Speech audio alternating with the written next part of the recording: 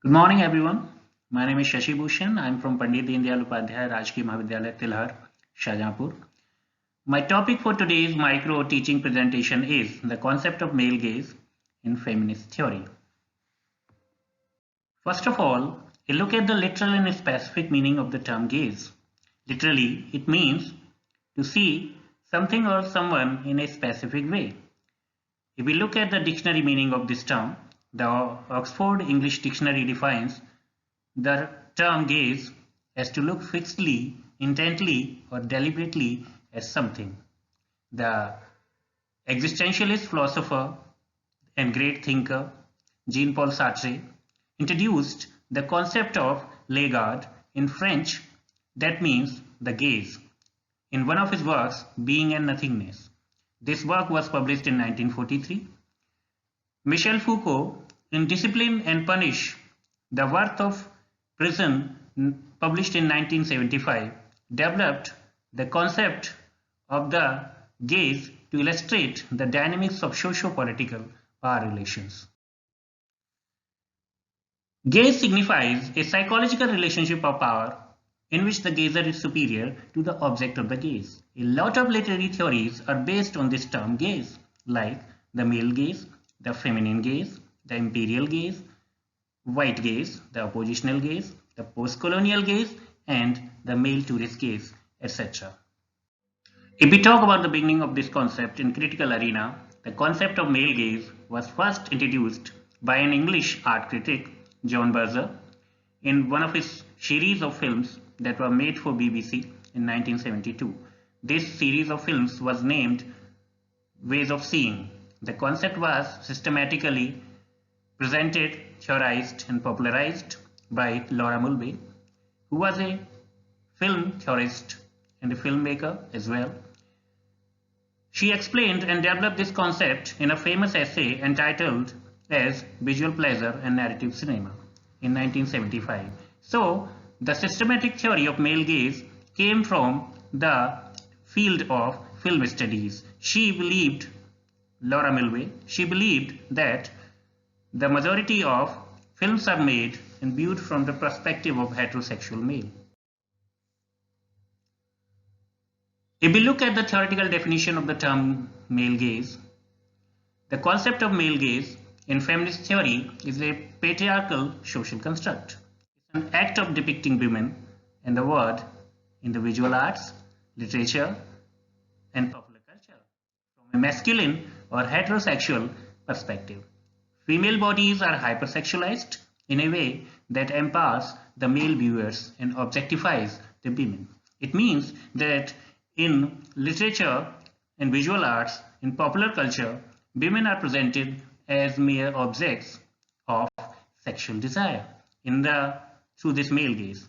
In the male gaze, women is visually positioned as an object of heterosexual male desire.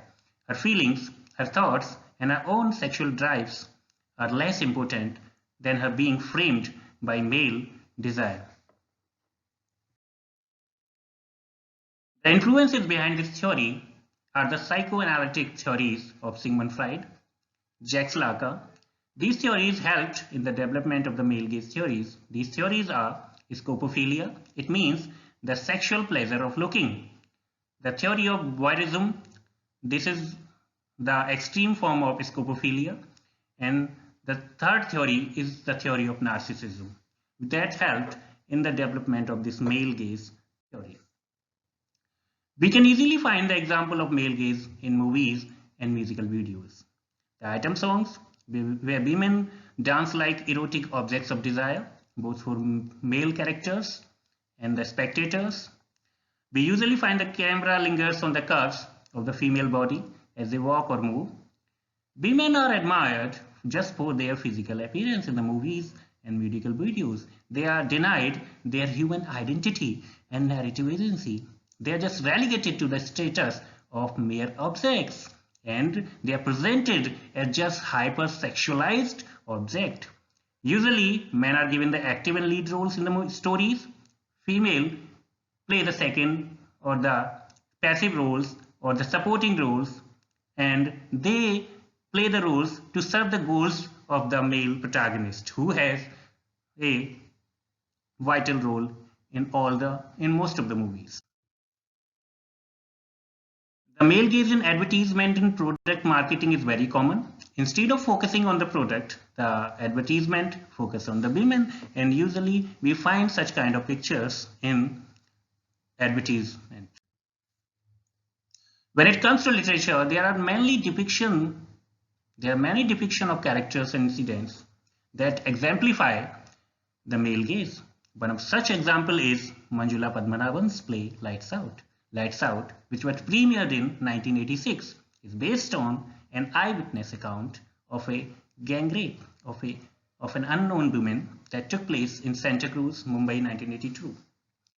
The victim is ravished by four men in the neighboring building compound, while the male characters like Mohan and Bhaskar are driven by the impulse to witness the live sexual act of violence and remark on it. They have a discussion on it. Instead of helping the women, all they do is just to peep out of the window of Bhaskar's apartment and satisfy their voyeuristic curiosity.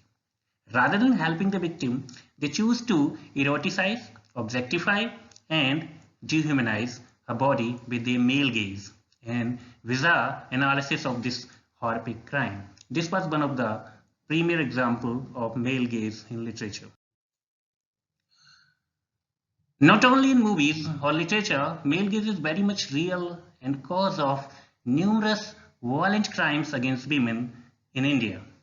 2012 Guwahati molestation case can be cited one such blatant example that resulted in crime in collectivity. It was an example of male gaze in real life, where an unprotected 19-year-old girl was molested in full public view by around 30 men.